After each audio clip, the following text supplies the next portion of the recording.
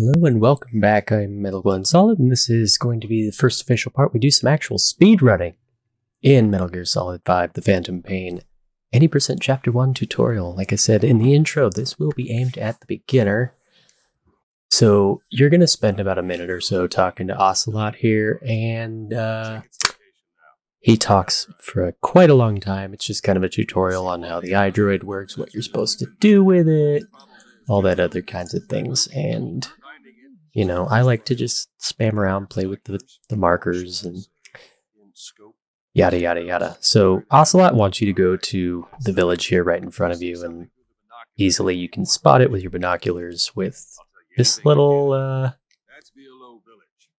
shiny spot. Don't know what that is. Somebody said it's a sniper. Somebody said it's a diamond. I don't know. Either way, it gets your attention, and you can just look at this building, and it's good enough for Ocelot. You don't actually need to go that way. If you know where Kaz is, you can go straight for Kaz. And since we're speedrunning, we're going to go ahead and do that. And now Ocelot's all done. And we're just going to introduce D-Horse here. D-Horse is a, well, for lack of a better phrase in my mind, a special kind of stupid. D-Horse likes to stop on the terrain. He likes to lick rocks. He likes to just jump at random flat parts of the screen. All kinds of weird stuff. The mechanics behind D-Horse are not quite random, but they can be quite irritating at times. The goal is to avoid rocks as much as you can, and D-Horse hopefully won't stop on anything else. Trees are also a favorite of his. As you can see, we get through here no problem. So about every 5 or so gallops, you'll want to hit the square button again. And that will keep going, yeah, and D-Horse will continue to go a lot faster than he would if you weren't. And if you notice in the upper right, the game likes to give you some checkpoints, and we're going to use those to our advantage. Coming up here in the village where Kaz is. Getting spotted there isn't a big deal because we're going to checkpoint in a more advanced strategy that would reset or that would offset guard positionings. If I remember correctly, it's been a long time since I've done that. And if anything is above Snake's head, he's going to automatically go on the side of D-Horse and hide just to avoid that overhanging whatever it is. In this case, it was a rock. And we're going to go straight for the village here. We're going to hang on to the right side. We're going to wait for the checkpoint to appear. There it goes. We're going to checkpoint. What this does is it's going to reset the guard layout and their routines so that we can get through on the right side without being seen. And if you're seen, getting Kaz out is a pain, and you may as well just either checkpoint again and retry or reset your run entirely. That's entirely up to you. That rock can be a pain, so you gotta watch out for that. Keep an eye on the action button down there. We're gonna whistle for D-Horse behind that building, because where Snake is will also depend on where D-Horse spawns, as well as his direction and all that. So here's Kaz. Cutscene, done. And we're gonna do the funniest thing ever. We're gonna throw him through the window. Make him back up. And D-Horse should be behind the building still, as he is. We're just going to run.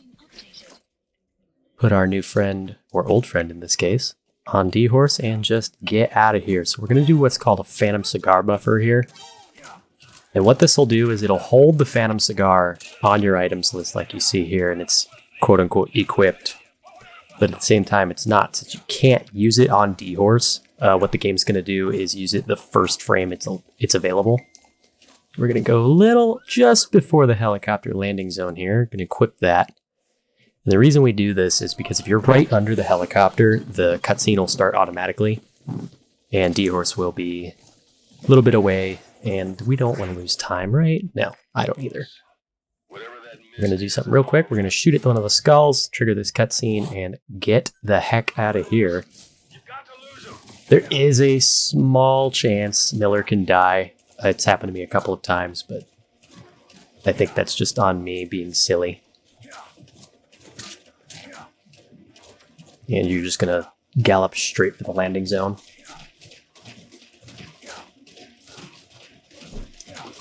for the most part, the skulls are not going to shoot you. Like I said, there's a small chance of Kaz dying, but it's pretty small. Yeah, he took a few hits there for us. Thanks, Kaz. Good old buddy.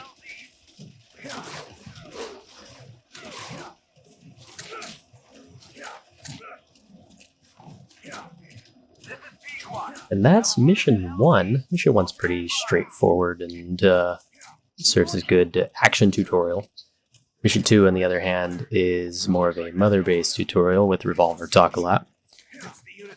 The only thing there is to note about episode 2 is you're going to want to get used to it. That intro cutscene and episode 2 as a whole is actually going to prove very useful to us throughout the run until we unlock mission 22. Because there are going to be several cutscenes and points in the game where it's going to force us back to Mother Base. And hilariously enough, watching the intro cutscene and all that to episode 2 is faster than riding the helicopter out.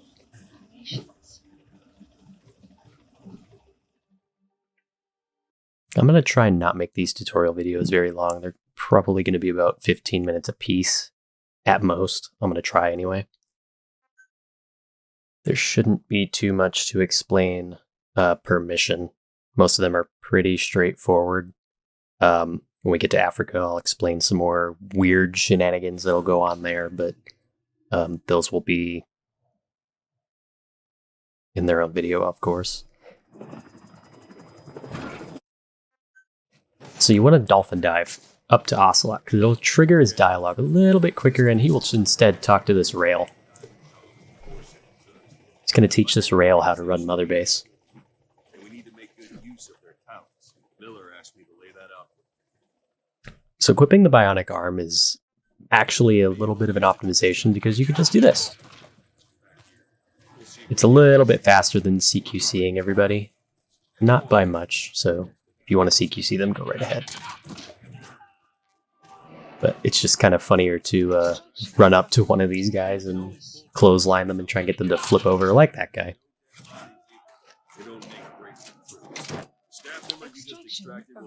One thing you really want to get comfortable with in this game is the Mother Base menuing and the R&D menuing. That's where a lot of beginners will struggle, in my opinion, at least I did for sure. Because the notes that I had available to me were just kind of, develop this. Okay. I like to have notes, and I've updated my own notes that say, press L1, go to development, go down a few, develop sniper rifle. So it's more comfortable for me personally. Obviously, just find what's comfortable for you and work with it. You do want to shoot Ocelot there, because then you can skip that line of dialogue instead of him saying, and there it is. There is a possibility of a soft lock there. So if you're not comfortable of going back into the remote folder and resetting your file and all that, I suggest just not doing that. You don't want to keep shooting Ocelot afterwards, because then he will restart his line of dialogue. If you think they belong somewhere else, you're free to move them around. Well, that about does it.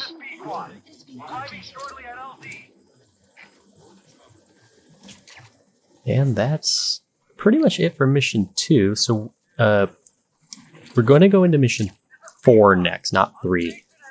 The reason for that is then we can have everything we need to develop the sniper rifle comfortably, as well as some other menu optimizations. So it's better for any percent, not perfect stealth. Perfect stealth does 3 and then 4. And the sniper rifle is a big reason for that. Ooh, nice shot. Get a glorious look at our new Mother Base. Nice and orange.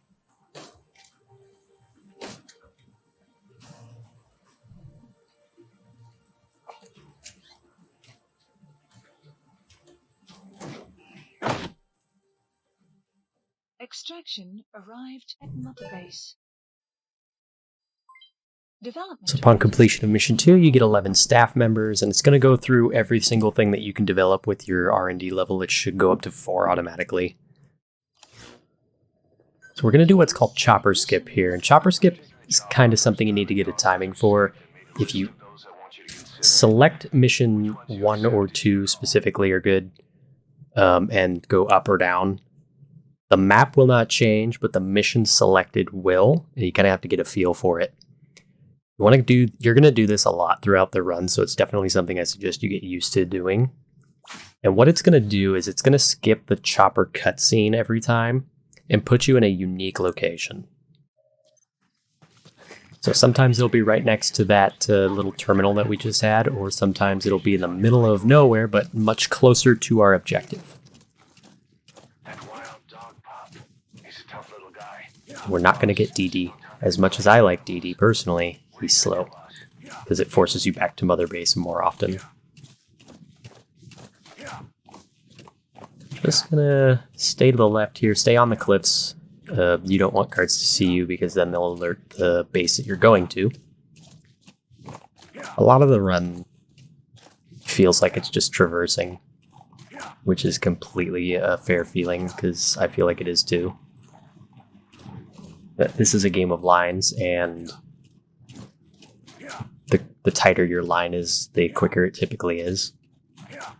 So if you find a good line, it's quick, painless, go for it. As long as you get to your objective, complete your objective, and get out, you're good. Good big selling point of this game was not only infiltration, but exfiltration. And we have a few unique ways of doing that. You have arrived at your destination. So we're going to equip our grenades quickly, and we're going to yeet one into this window. That one, they go in. Okay, cool. Sometimes that indicator is a little misleading, but we're just going to get out of here. Oh no, the radio guy spotted me too. No, run! Yeah, we're just going to run. And then we're going to get out of the hot zone, and Kaz is going to say, hey, you got to get out of their sight. And then equip the cigar with the cigar buffer. And as soon as you hear that beep, get off D-Horse and go. And that's mission 4. That's pretty simple. So we're going to take a cut here. That was part 1. So we have missions 1, 2, and 4. There are 20-some missions in the run, including one free roaming section where we're going to set up a really cool skip. But we'll get to that when we get there. Like I said, I'm going to try not to make these too long. These are going to continue to be in a playlist. And we will see you for the next bit of the run.